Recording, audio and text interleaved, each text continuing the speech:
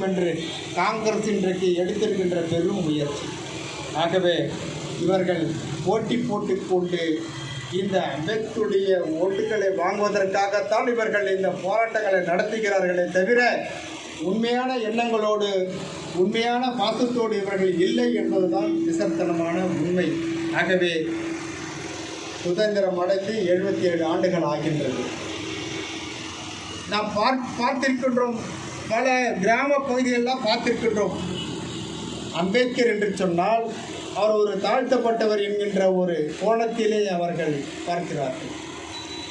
அம்பேத்கர் என்பவர் யார்? அம்பேத்கர் என்ற பெயரை கொண்டவர் ஒரு பிராமண வகுப்பை சார்ந்தவர். அம்பேத்கருடைய பெயர் ராம்ஜி.